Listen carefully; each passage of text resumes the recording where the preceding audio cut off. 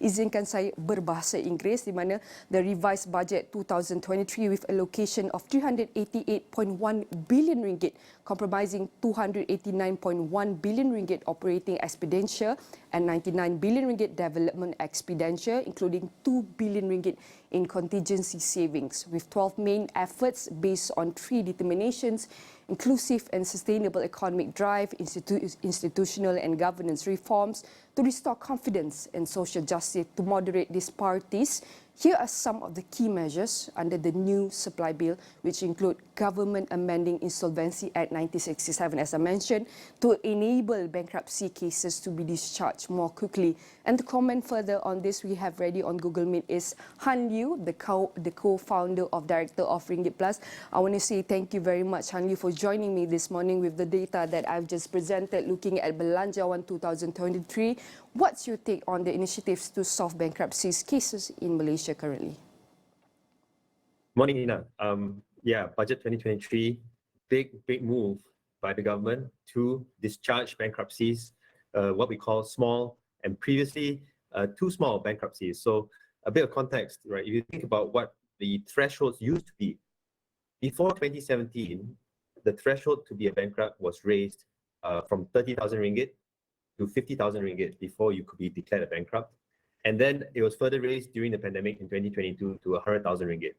So what the government has done has said, okay, if you have been declared a bankrupt and you owe less than 50,000 ringgit, today you technically are not able to be discharged bankrupt, to be declared bankrupt because you are under the threshold.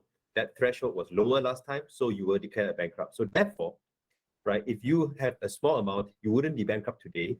Therefore, we will release you if you have a small amount, but were declared bankrupt 6 years ago. So I think it's a very, very positive message saying, look, you wouldn't have been declared bankrupt if you were living today.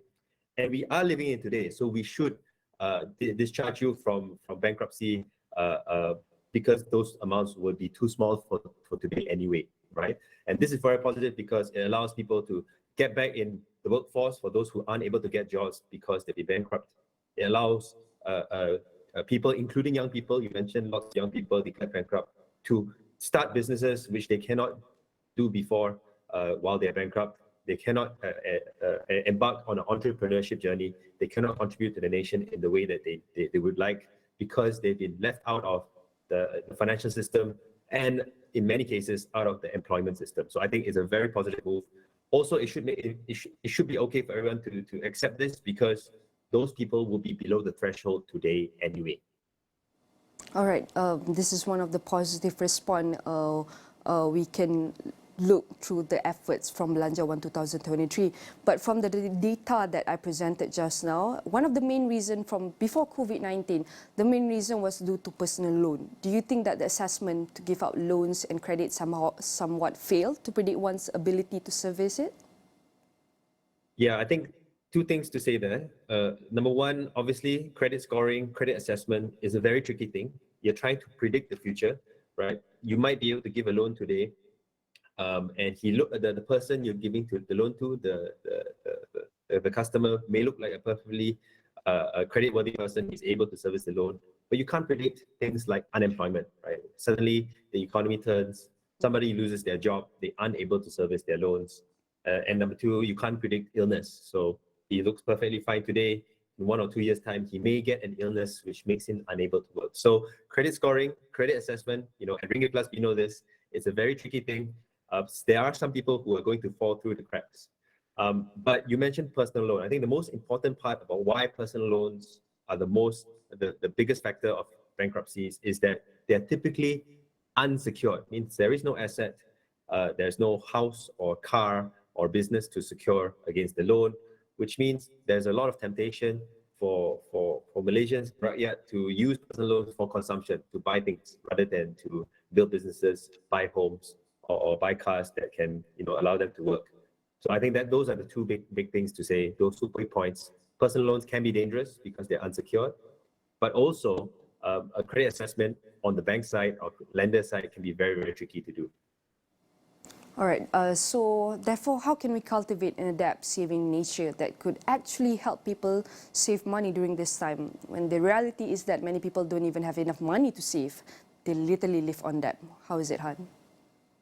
Yeah, I think it's a tricky one. It's a all of society approach. But to give kind of 2, 3 quick answers. Number one, I think the number one rule that all of us need to just get to grips with is don't spend beyond your means, right? What I mean by that is try to spend below your income.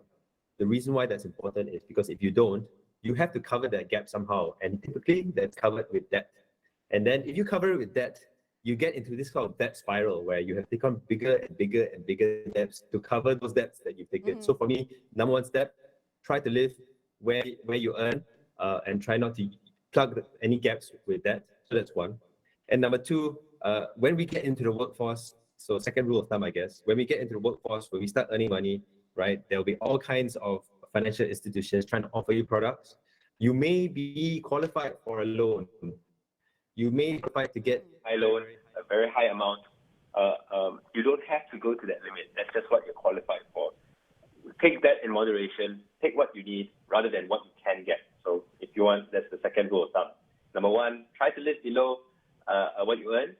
And number two, you don't have to take the maximum loan available to you. Just take what you need. And maybe to add one, not to live lavishly, but we also have AKPK and other services to help people manage their finances well.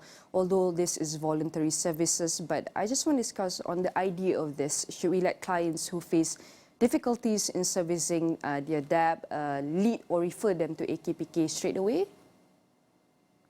Yeah, I think it's a good question. I think the best way to look at it is that there are many, many ways to handle that, right? The best 3 ways, I call it in this order, right? Number one, try and do it yourself, right? Organize your debts, pay the expensive one first, and then start looking at the cheaper ones. Expensive, i.e. high interest rates. If you feel that it's still quite not manageable, go with the second option, which is talk to your bank. Frequently, your bank does not want you to go bankrupt. Your bank does not want you to encounter difficulty. What they want is for you to continue paying, right? So talk to your bank, ask them for a restructuring of a loan privately between you and them. It's a private arrangement. They'll be more than happy to do it. Why? Because it keeps you as a good customer for longer, and they make money from good customers. Then you go to the next option, which is AKPK. AKPK is if you cannot negotiate with your bank, you don't feel confident, you can go to AKPK, get it all sorted for you. AKPK is a agency counseling pengurusan credit. They're there to negotiate on your behalf to lower your installments to a more manageable level.